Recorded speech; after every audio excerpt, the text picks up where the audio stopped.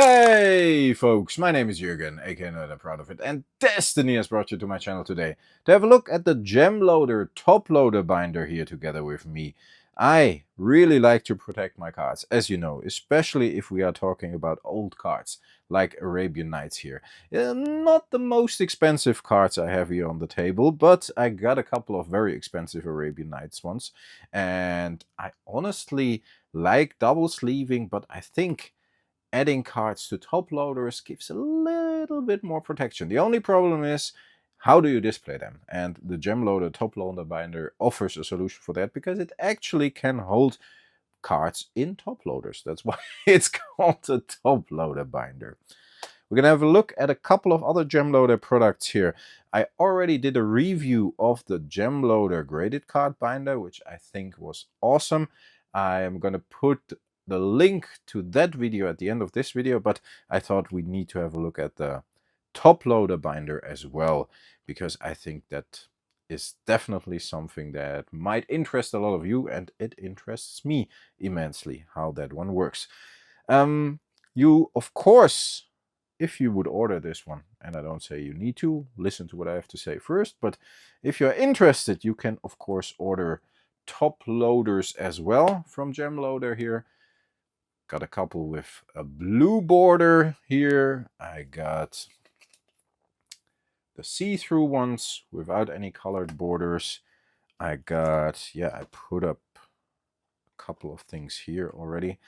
I got ones with black borders, and I think you, of course, have the other colors for the 5 colors of magic as well, if you would want to order them, so white and green. And I think that would make for a nice visual feature in the binder, because if, like I did here, you put cards in the respective top loaders, like for example the Raiders here from Arabian Nights, and put them in black top loaders, it kind of adds to the card. Or if you put the blue cards in a blue border top loader, that's pretty cool as well. Lands or such, you of course can put in the borderless or see-through top loaders, completely see-through top loaders. Basically they're all see-through, but yeah. And I did that for the white ones and the red ones here as well, because I only got these 3 colors. Interesting stuff I want to try out as well are the sleeves. I mean, we got normal penny sleeves here, which are always useful, and you can put your card in a normal penny sleeve, and that's what I did, and just put them in a top loader. But you got the pull tab penny sleeves as well, and I wanted to try these, and you actually do have these in different colors too. So this one is purple, just for the sake of having a look at purple, and this one is blue. And for the unstable mutation here, I, as you can see, used the blue pull tab penny sleeve in the blue bordered top loader, and this way you can actually easy pull out the card again, which I think is kind of a nice feature. So what I do is I'm gonna put it in here again. I don't know what the correct way to do is, but I normally just put it in as far as I can, no giggities here, and then I'm gonna bump it a bit on the table, just loosely, so I don't damage the card. And then you can adjust it a little bit with the pull tab sleeve if you want to. And I got the card in the top loader, which is very nice. These top loaders, by the way, come with, and I just clipped my nails, let's see if I can do this, come with all of them. Each individual each individual top loader comes with a plastic protection here, so you are assured, and that's actually double-sided, so you are assured that your top loader is scratch free, and that is something I actually kind of like. Yes, and you will see, totally scratch free, free of fingerprints, and very, very clear. I like that. So Toploader obviously makes the products that go with the Toploader binder here, but I know, you all want to have a look at the binder, and you don't want to hear me rambling too much about sleeves or top loaders themselves. What I did was, of course, I got a couple of cards here.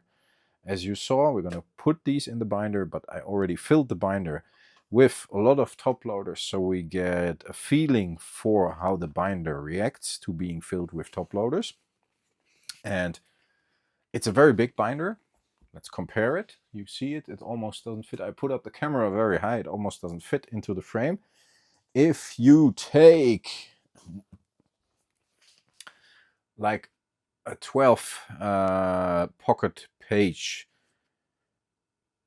codex here and you put it on the top loader binder, you see it's like, ooh, it's a lot bigger and not even that much broader.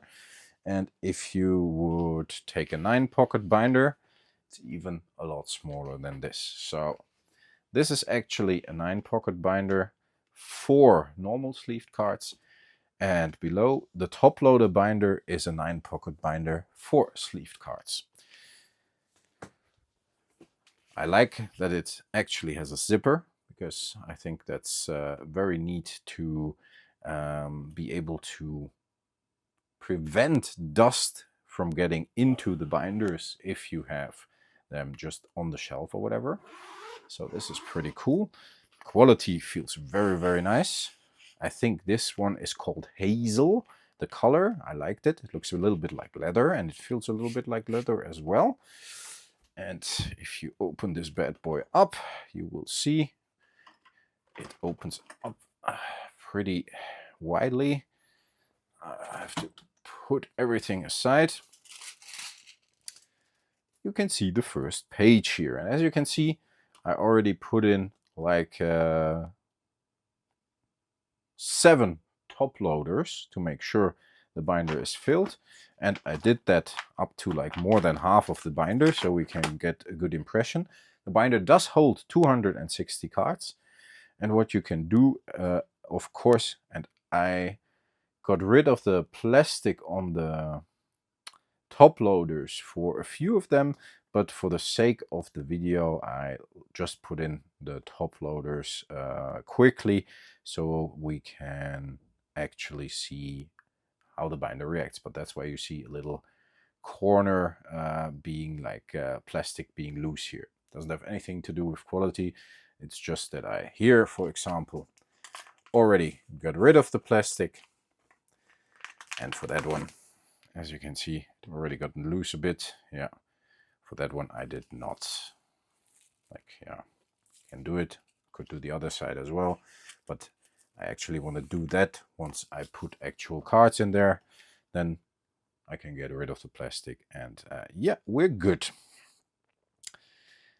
What we're gonna do is just gonna put a couple of Arabian Nights cards in here. That's actually what I want to use this binder for. I want to build an Arabian Nights set. And as you know, Arabian Nights is one of the oldest Magic the Gathering sets and one of the most expensive ones. But yeah, I got my Antiquities set. Still working on some Antiquities things. Almost done with my Unlimited set. And next probably will be Arabian Nights. I will have to focus a bit more on. So that's what I will do with this binder. As you can see, it's pretty easy to get this in, despite the fact that on the back side everything is filled as well. And the cards just look neat, and I think they are extremely well protected because of the layers of top loaders. And with very, very expensive cards, binder dings and these kind of things are kind of an issue for me. I still worry about. And I don't want to worry about that. I just want to put my cards in binders, be able to enjoy them, and hopefully not damage them in the process. So yeah, that's what I want to do. Like I said, you could do the color-coded stuff with the top loaders as well, and use, like for lands or artifacts, just use the top loaders without color here. I filled the page here with blue top loaders. Maybe we should bend that one over a little bit if that works, because obviously that is a thing that is a little bit in the way. Yeah, that works perfectly. And if I get it out again, yeah, just comes loose again. That's nice. So I think I would probably do that for all the cards personally when it comes to antiquities. It's a set of 100 cards. Maybe I have some duplicates and I can put these in the back of the binder, the duplicates. I think that's very nice. And then with the pull tabs, it's probably a lot easier to get them out again if you want to. Got another blue sleeve here. Sleeve, top loader, I mean. So that's nice. Yeah, filled this one up with a lot of blue top loaders as well. Yeah, sometimes you have to be a little bit, especially if there's a top loader already on the other side, you have to search for the opening a little bit. And again, no gigglies, please. This is a very serious video. And then you can just put in the cards there and the top loader.